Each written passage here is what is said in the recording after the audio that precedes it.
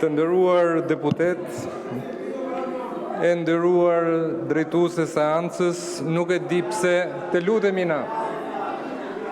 Nuk e di pse duke dëgjuar disa kolegë sot në gjysmën e dytë të ditës, edhe nuk po ndërtoj këtu një asociacion, më kujtua ai vargu popullor që kishte aq shumë për zemër Fajkonica. Gomarica shkon vërdall, mbushur hir, mbushur llall. Do të përpiqem të shpjegoj një koncept timin modest shkurt parën në pozitat e lektorit të konceptit mes historisë dhe rastësisë. Shumë prej nesh në këtë sallë mund të jenë rastësor, një kombinim rrethanash, një kombinim zelli, një kombinim nevojash. Disa tjerë vinë dhe ndikojnë këtë sallë me ligjërimin e vet politik, me retorikën e tyre, ndikojnë parlamentin, ndikojnë Shqipërinë, ndikojnë dhe historinë. Disa tjera i kalojnë anash historisë, përpiqen të kacavirën për xhaketën e saj. Disa kanë lindur vonë, disa përtojnë të lexojnë, disa kanë nevojë të duken, nuk është gjë e keqe, është ambicie njerëzore, por pash që gjatë gjithë pasdites revokuat vëmendjen e Sali Berishës në sallë. Një vëmendje që nuk e patet. Për ata që s'kan lexuar dhe për ata që nuk e din peshën e historisë, duhet ju kujtoj 2-3 gjëra, pastaj ta bëjnë vetë analizën. Po kush përmendi Mojzojnë? Kush përmendi? Po s'kam frikas, kush jeni ju, s'ju njoh? Nuk ju njoh. Ju lutem. Duhet ju kujtoj që Sali Berisha është themeluesi i pluralizmit, i shtetit drejtës, po nuk ju nderon kjo pas thirrmat për qeshje, se Edi Rama nuk po ju shef sot, është në Washington. Një ditë kalon Edi Rama, kalon dhe Sali Berisha, kaloj dhe unë, kalon dhe ti, po historia mbetet.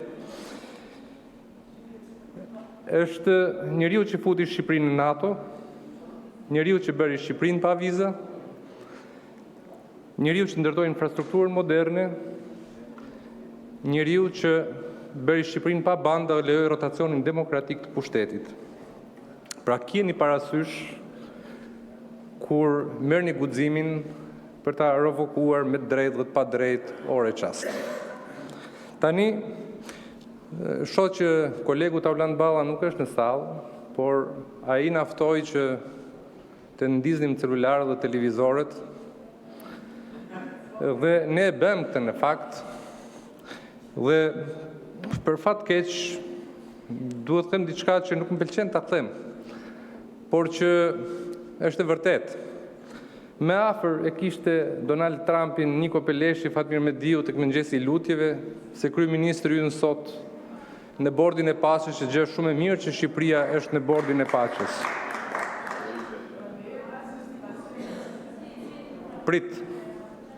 Tani përsëri duhet të kthehem tek historia që është mësuese e jetës, siç thonë latinët. Dhe duhet ju kujtoj që i vetmi president që është pritur në zyrën ovale edhe me oshetim topash është Sali Berisha në vitin 1992 nga presidenti George Bush, dhe po kaq në vitin 1995 nga presidenti Bill Clinton, dhe po kaq është kryeministri që ka pritur një president në detyrë, George Bushin, në Shqipëri. Është një këngëtar italian, Califano, ka një këngë të famshëm, thotë tutto il resto è noia. Çdo gjë tjetër pastaj është bezdi.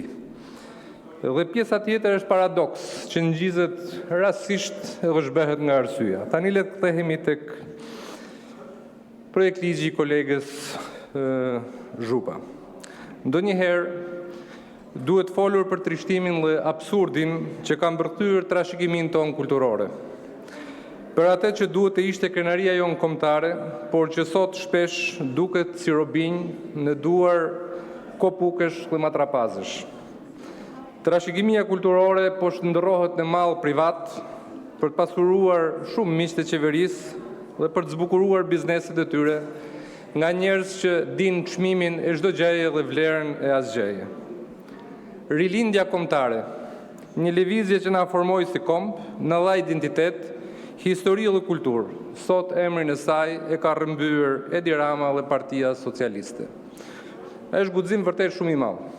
Po ju pyes, kush nga ju ndihet rilindas në këtë sallë? Cili është Naum Veçil Harxhi për jush? Kristoforilli, Naim Frashëri, nëse në njëri ndihet le të ngrej dorën dhe t'ja njohim të merit. Sevasti Qiriazi, Gjergj Fishta, Faj Konica, Mjeda apo ndonjë tjetër. Braç që ngjan pak me krikrinë në fakt. Jo, ishte gjë serioze, të bëra kompliment, thash që ngjan pak me krikrinë. Shumë nuk e din, ti mund t'ja shpjegosh, po mund ta kërkojnë në ChatGPT kush ka qenë.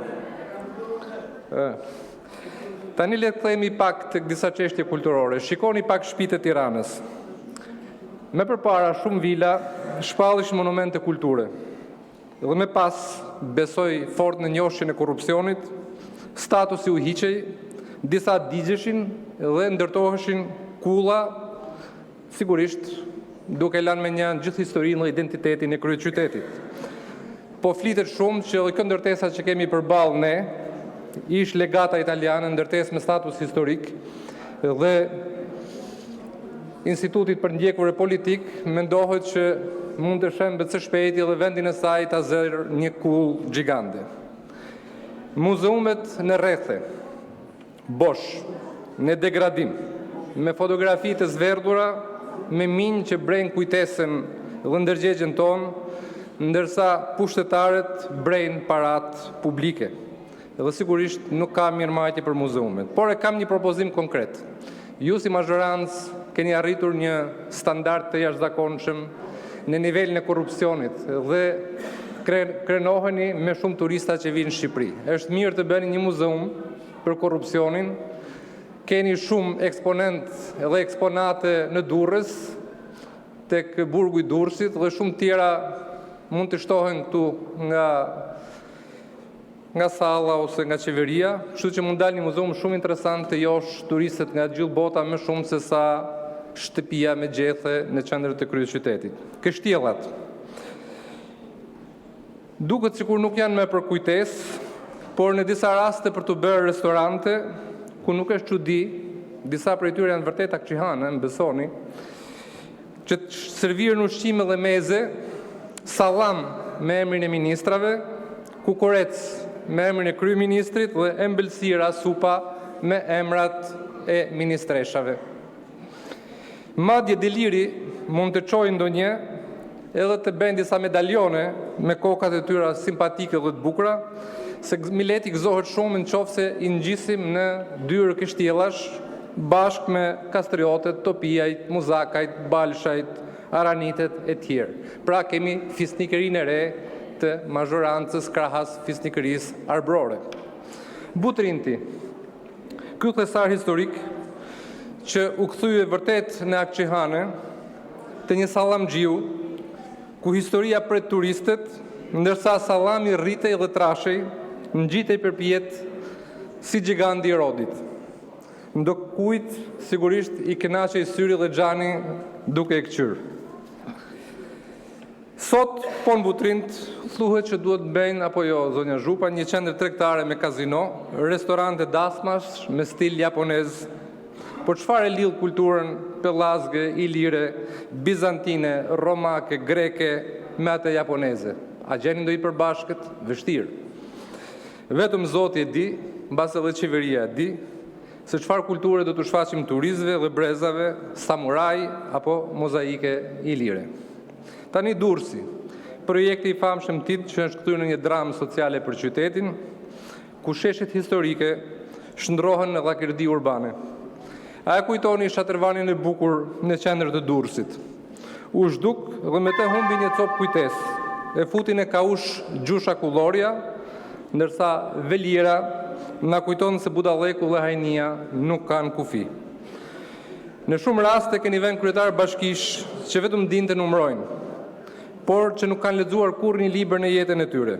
Për ta antikiteti, mesjeta, etnografia, antropologjia janë mundësi për alergji dhe të shtima si dhit në brym. E çfarë vizioni mund të kenë ata për qytetin dhe identitetin? Si çdo të thoshte Gjergj Fishta, dia ka nga historia, thirrën dokra nga Shqipëria. Pjesën tjetër s'po e lexoj, faleminderit.